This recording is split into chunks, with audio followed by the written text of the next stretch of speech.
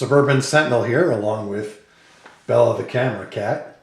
This is part 2 in our series of how to buy a gun. Now, in the first part, we did some background analysis. We talked about needs and wants and discussed the two types of needs, the absolute needs and the relative needs and wants. Now we're about to move on to the nitty-gritty of the methodologies for actually buying a gun. So let's get started. In this video, we're going to assume that your potential firearm purchase is what's called a mixed motivation buy. And in this case, it means that your reason for purchasing a firearm are a combination of both needs and wants.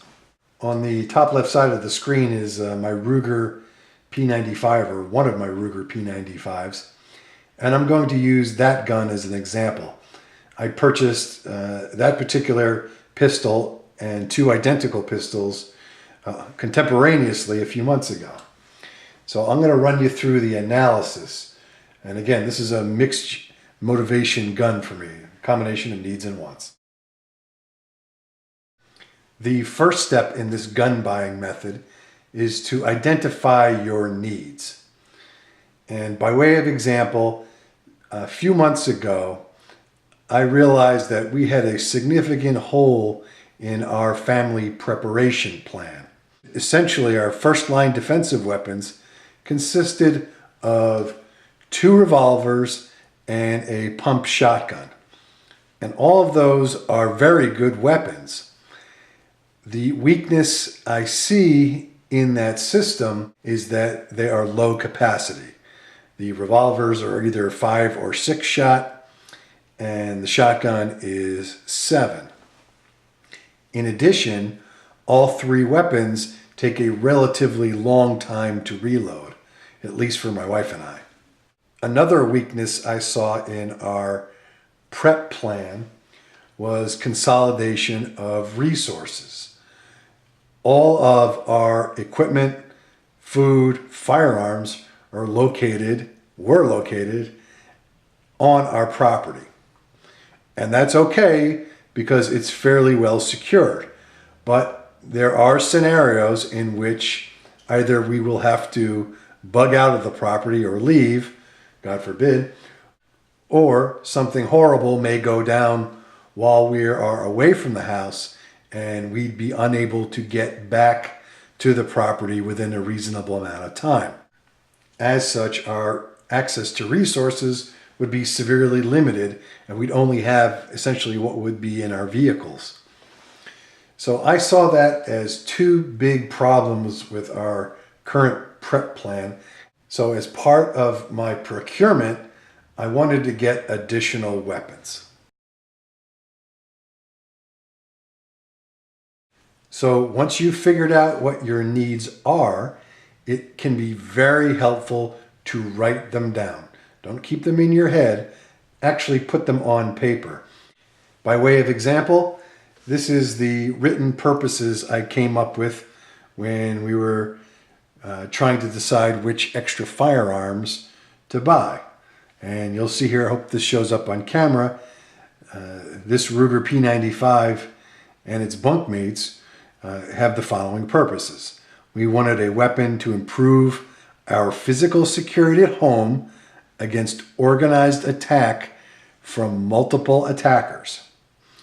We also wanted 2 additional weapons in alternate locations as backups in case we needed to abandon the house without notice or were prevented from getting back to it.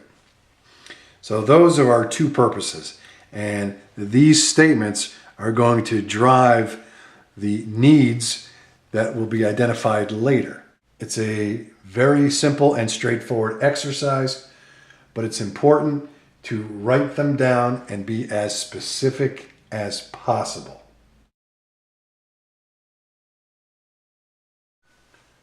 Once you've identified the purpose or purposes of this potential item, what you want to do is identify that which will be absolutely necessary for achieving that purpose or purposes or solving that particular problem.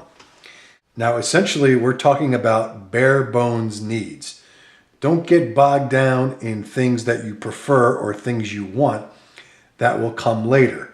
What you want to identify is that which is the minimum to complete the job.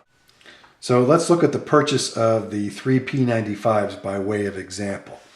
And here are the needs I have written down for these guns. First is they had to be relatively lightweight and generally concealable. Not so much as carry guns, but something that we could travel with in case we had to bug out. So that meant we were talking handguns. Second thing is we wanted the guns to be either small or medium sized. And the reason for that is my wife is fairly diminutive and she has small hands and has difficulty handling service-sized pistols. Third, we wanted the guns to use an effective defensive cartridge. So I set the minimum at either a 38 Special or 9mm. So again, identify all your needs, and they're going to be different for everybody, and put them in writing. All right, back to Mr. Ruger here. Now let's talk about budgeting. Some people will be tempted to set a budget first, but don't do it. It's more helpful if you really assess your needs. Some people like to put the budget off and skip right over to wants, saying, okay, well, I've established what I need, but I'd also like to look at my preferences before I start playing around with a budget. Don't do that either. Do the budget at this point. It usually is very, very helpful. Do a little bit of research and find out what's on the market based on your needs. In other words, are there pistols out there that would satisfy your needs? I know that everybody has preferences, but just for the moment, put those aside. Now, back when I was shopping, if I wanted to buy 3 guns that satisfied all of the needs criteria we just talked about, and I had $50, I'd be wasting my time hashing out my wants or preferences. So get a rough idea how much guns that meet your needs will cost. Once you've established a ballpark baseline cost as what it will take to satisfy just your needs, try setting a target budget at somewhere between 100 and 125% of that baseline cost. For example, when I was shopping for our 3 additional weapons, I determined that I was going to have to spend at least $1,000 for 3 identical pistols with a total of 9 magazines, at least 3 pistols that were brand new. I decided to be pretty aggressive with my budget, and I set my target budget at $1,000. If you realize with cursory research that the amount of money you're going to need to spend is more than you have available to meet your needs, of course you're going to step back and reevaluate. In the event that you have way more money to spend than is required to satisfy the needs, just don't blow it off and say, oh, okay, I'll buy whatever I feel like buying.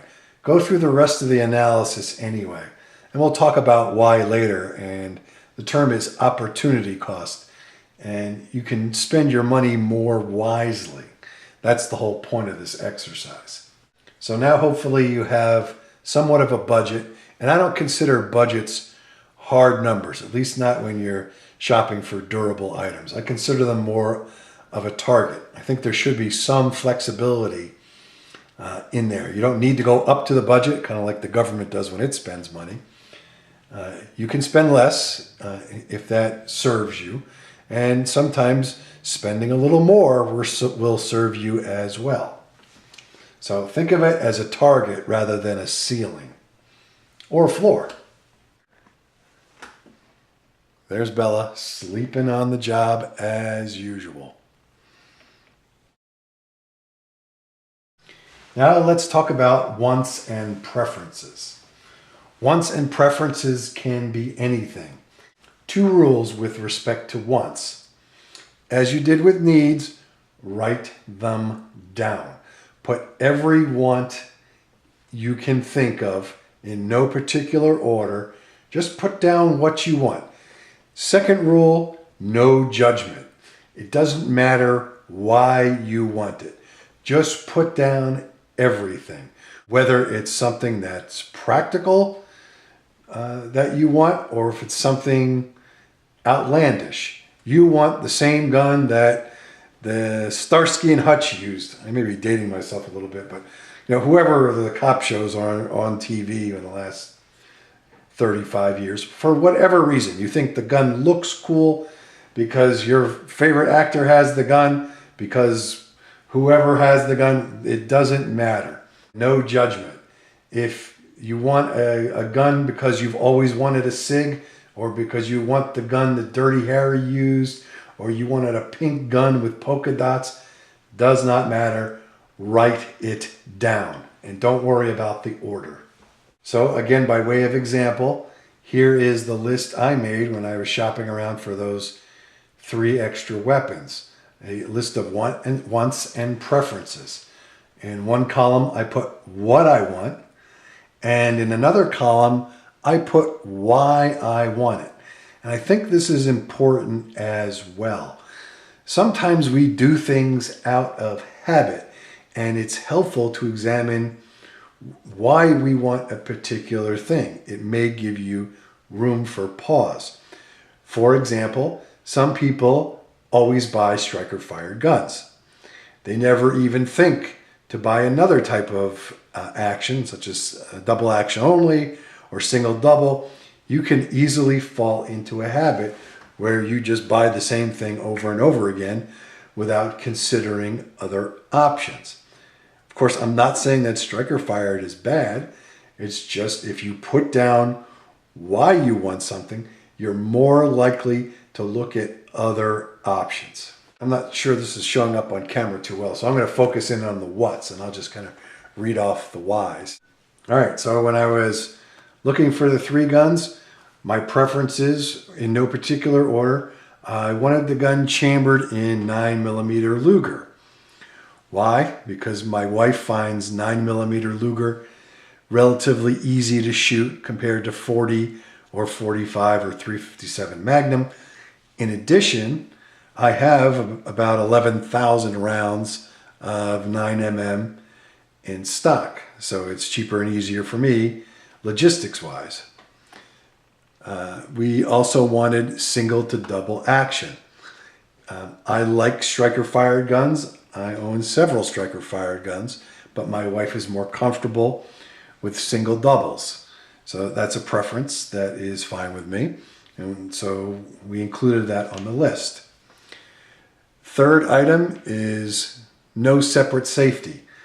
I don't like manual safeties on firearms. Personal preference.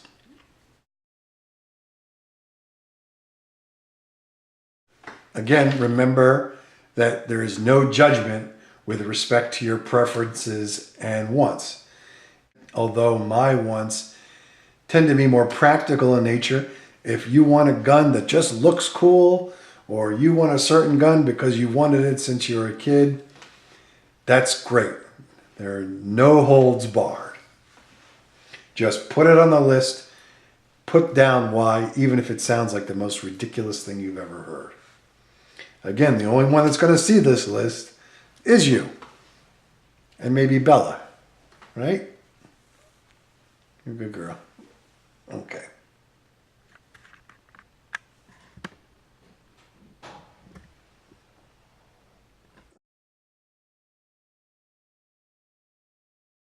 Once you've identified and written down your list of wants and preferences, you're going to set a order of priority for all of your wants. For your needs, all of your needs are critical, so you don't prioritize needs. They're all absolutely necessary, but you want to prioritize your wants. What I do is I have a scale from 1 to 5. A 1 means that preference is, it would be nice to have. And a 5, it means I really, really want it that way. It's not to the level where it's a need, but I have a strong preference for that particular want. So let's look at this in detail by example again with the gun I was shopping for. Again, all I did here was duplicate the list of wants, and I assigned each one a priority value on a scale of 1 to 5. So I hope this shows up on camera. But first one, I preferred 9mm Luger. Strong preference for it. My wife shoots it well, and I have thousands of rounds of it in stock. So I made that a 5, high priority. Single to double action. My wife has a very strong preference for single double action handguns. She can fire striker fired guns, of course, so we made that a 4. No safety.